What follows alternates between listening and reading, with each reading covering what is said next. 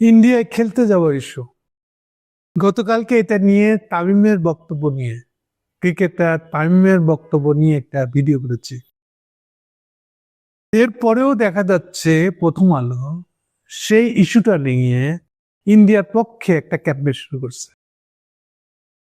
সে এতই ডেসপারেট, প্রথম আলো এত ডেসপারেট, যে কোনো উপায়েও ইন্ডিয়ার দালালির সুযোগ নিতে হবে। তার পত্রিকা মানুষ পুড়িয়ে দিয়েছে, কি দেয় নাই, এটাও পরোয়া করার অবস্থায় সে নাই। এতই বুভুক্ষ, ক্ষুধার্ত, লোভের অর্থ পাওয়ার জন্য সে এত ডেসপারেট। এই কাজ করতে যে সে কোনো জার্নালিস্টিক নিয়মও মানছে না। তামিমের ইস্যুটাতে কালকে যে সার কথাটা বলেছিলাম, সেটা হলো একেবারে বেকুবিমূলক কথা এবং বোকার মতো নিজের বাবাকে গালি দেওয়ার মতো। আপনি বোকা হতে পারেন, কিন্তু বোকা হয়ে নিজের বাবা মাকে গালি দিবেন, এটা তো মানুষ অ্যাকসেপ্ট করে না, বোকা বইং বলে মাফ করবে না। তামিমের অবস্থাটা এরকম। তার সেই কঠিনতম দালালি বক্তব্যটা হচ্ছে বাংলাদেশের ক্রিকেট কন্ট্রোল বোর্ড এটি নাকি স্বাধীন। এটা হলো অনেকটা এরকম যে আপনারা জানেন যে শেখের আমলে বাংলাদেশের কোনো কলকারখানা ছিল না যেটা প্রাইভেট মালিকানাধীন। যতগুলো কারখানা ছিল বিশেষ করে কেমিক্যাল জাতীয়, সেই কারণে বিসিআইসি বলে একটা শেয়া বলে আমরা বলতাম সরকারি কর্পোরেশন, মানে হলো সরকারি স্বায়ত্তশাসিত সংস্থা, এরকম আমরা বলতাম। ইভেন ধরেন যে বুয়েট কিংবা ঢাকা ইউনিভার্সিটি, এটা কি ধরনের সংগঠন?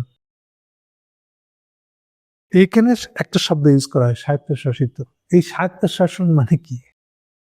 এটা স্বাধীন, সরকার জন্ম খুশি জায়গায় উনারা নিজের পথে যাইতে পারে, সরকারের নীতি মালার বাইরে চলে যেতে পারে ইচ্ছা মতো, এরকম।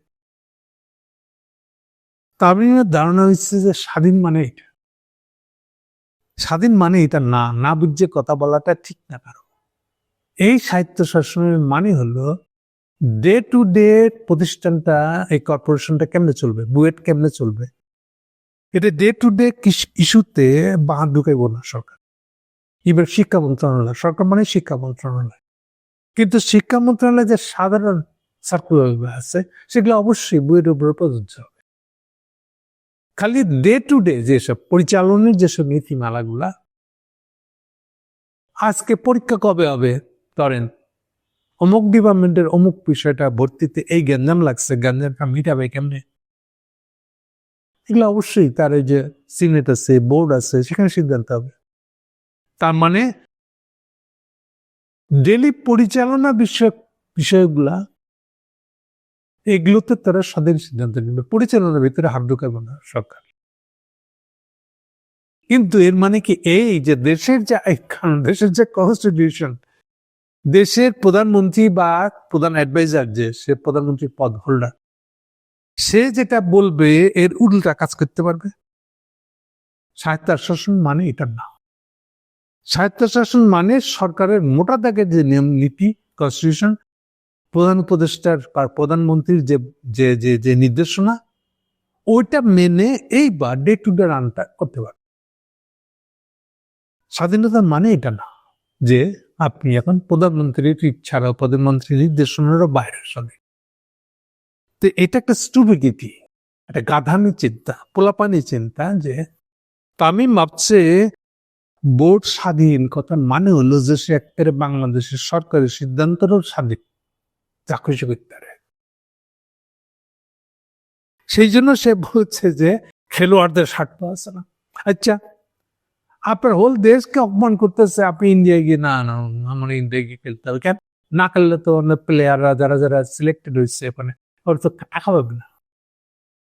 আবার বেকুব বলতেছে আইসিসি, ইন্টারন্যাশনাল ক্রিকেট কাউন্সিল, যেটা টাকা তো ওরা দেয়। আরে ভাই, পুরা ইন্টারন্যাশনাল প্লেয়ার খেলাগুলা আয়োজন করে তো আইসিসি, তার নামে টাকা জড়ো হয়, সেখান থেকে টাকা প্রত্যেক প্লেয়ার যার দেশে তাদেরকে দেয়। তার মানে কি টাকা কি আইসিসি পকেট থেকে দেয়?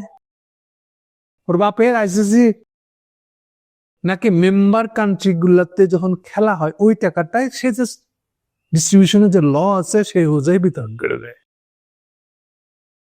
এখানেও সে গাদার মধ্যে বুঝতেছে, দেখেন আইসিসি সব টাকা শুনে খেলা বাদ দেওয়াটা ঠিক হবে না।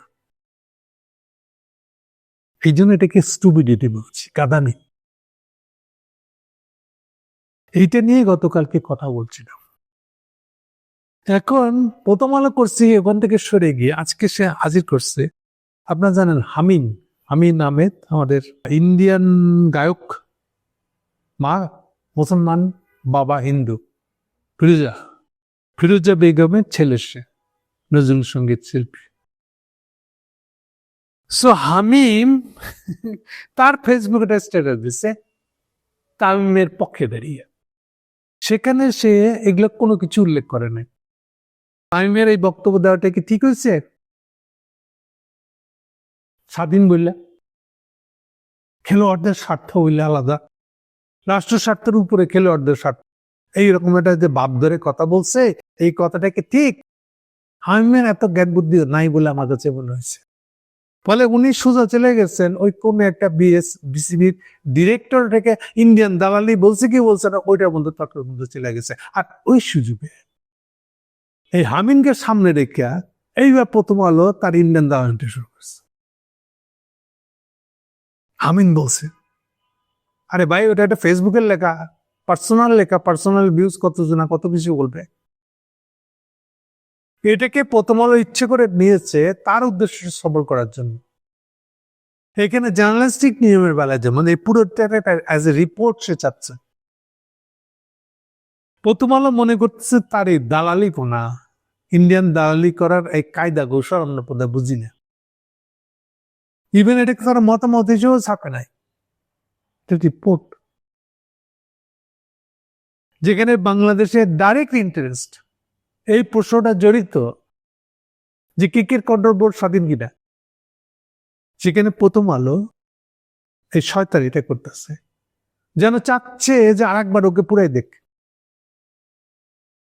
এতই ডেসপারেট হয়ে গেছে, অথবা এতই ইন্ডিয়ানদের বন্ড দিয়েছে, টাকা ধার লানতেছে। ইন্ডিয়ানদের অবস্থা হয়েছে এখন বাইবুল করে লেছি, আপনারা একটু আবার আসেন না, নিজেদের খেলতে আসে, আপনার রাষ্ট্রীয় নিরাপত্তা দিব আপনাকে। আর এইটার পক্ষে দালালিতে নামছিল প্রথম আলো, এইটা হচ্ছে মূল জিনিস। তাই কি করছে সে, হামিনকে সামনে রেখে হামিনের ফেসবুকের আইটেমটাকে নিয়ে এসে ওইটার আড়ালে এইবার পার্সু করতেছে, না তাকে ভারতীয় দলের বড় ঠিক হবে। আমি যে প্রশ্নটা তুলছি ওটা নিয়ে কথা বলেন, তামিম এই কথা বলতে পারে কিনা? ক্রিকেট কন্ট্রোল বোর্ড স্বাধীন, খেলোয়াড়দের স্বার্থ আছে, ফলে তারা দেশের স্বার্থের সিদ্ধান্ত যা নিচ্ছে সরকার তার বিরুদ্ধে গিয়ে তারা কাজ করবে, এটা পারে করতে, আর এটা বলতে পারে তামিম? এগুলোকে পাশ কাটিয়ে গেছে, গিয়া ইন্ডিয়ান দালালি শুরু করছে প্রথম আলো। এইটা ভালো হবে না, এটা তো বোঝাই যাচ্ছে। আমরা চাই বা না চাই এটাকে ঠেকাইতে পারবো না, এটা নাই হয়ে যাবে একসময়। বকদোয়া বলেন আর যেটাই বলেন, ফোরকাস্ট বলেন, বলে রাখলাম, বাকিটুকু মিলাই নিয়ে আপনার। Thank you.